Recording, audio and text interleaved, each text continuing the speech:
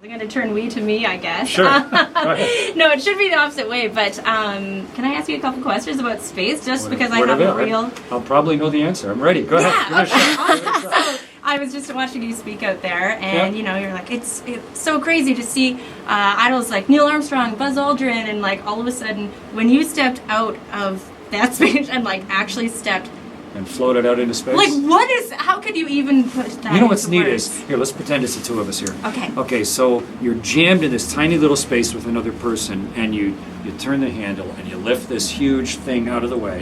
You clunk it. You're in a suit. Yeah. And so you don't hear a thing, but you open up the one piece of metal that was between you and the universe, and now there's like a hole in the side of the ship, and you grab on it with both hands, and you pull yourself out into the universe. And now you're holding on with one hand, and the world is like over there. Like literally and the whole universe is all around you. And it's just, it is mind-numbingly beautiful. Wow. It is overwhelmingly, gobstoppingly beautiful. And it's hard to even think. It's like the most gorgeous song, or, you know, when a beautiful person walks by, or some big dramatic thing happened, and you realize for the last 30 seconds I didn't think about anything but that. Except that and moment. It's like that all the time outside. My goodness. And I was lucky enough to do that twice and spend about 15 hours outside, 10 times around the world. We went through the aurora while I was outside. Like where the aurora were ripping by between my legs, you know, while I was outside. And I was just, I just, how do you even feel fast enough to absorb all the stuff that's happening around you? It's I mean, I prepared for it my whole life. I dreamed about it. I studied. I went to 4 different universities. I became a pilot, a test pilot, an engineer.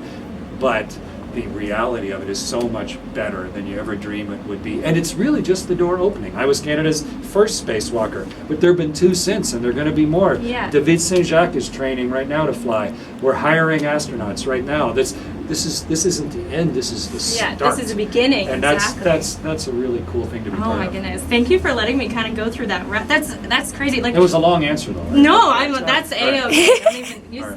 And you know, with all of that stuff and those feelings that you feel, like when you wake up, like what is the first thing you think of when you wake up in space? In space, it's weird because you're weightless. Right? So you're floating weightless, and your arms sort of are resting. It's like if you go in a swimming pool and relax every muscle, see where your arms and your legs go. Yeah, because your arms sort of float up and your head's forward and your knees float up. It's like that when you're sleeping. So you wake up and there's just the sound of the machine, little bits of fans and pumps and things. And it was always my wristwatch, the little alarm went off, so I'd fumble over, shut off the wristwatch, and then I'm floating inside a floating sleeping bag that is just tied to the wall with a shoelace. Completely relaxed.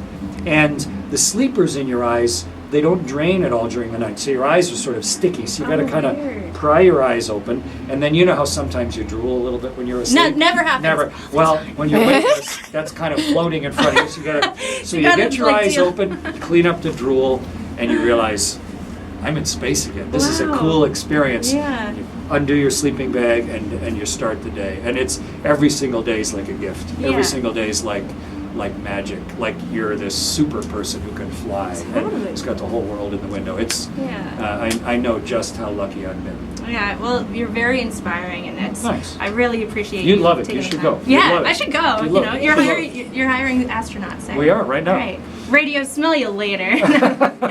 And then I just wanted to ask. This is a question I've actually been very meaning.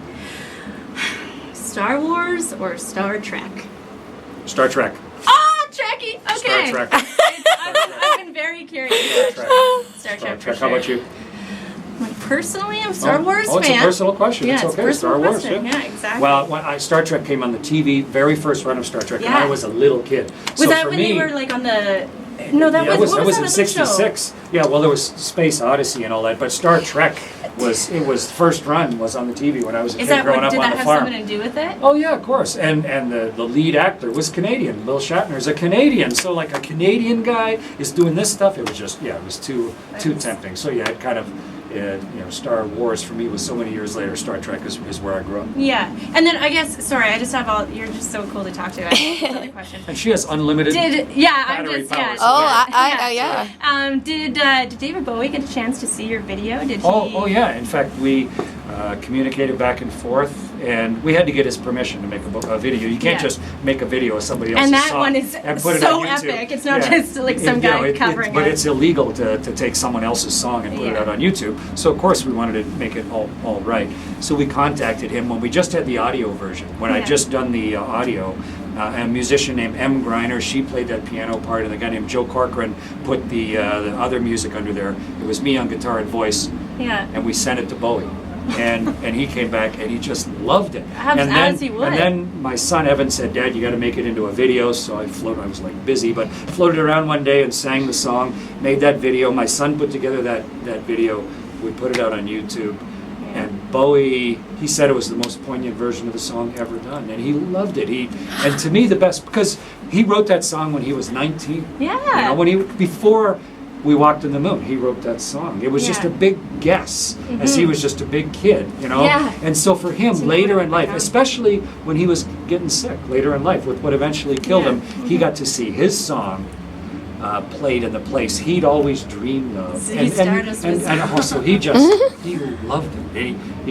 And when I released an album of music, he sent me a congratulatory note. Every time I ever dealt with him, he was just a gentleman. But for me, there's been hundreds of millions of people seen that video, but for me, the best part was that I put a big smile on David Bowie's face in the last year of his life. That is amazing. That was the coolest Thank you for thing. doing that. I'm a big Bowie fan, so the fact that you can do... Everybody should be. He's a cool. great creative human. Yeah.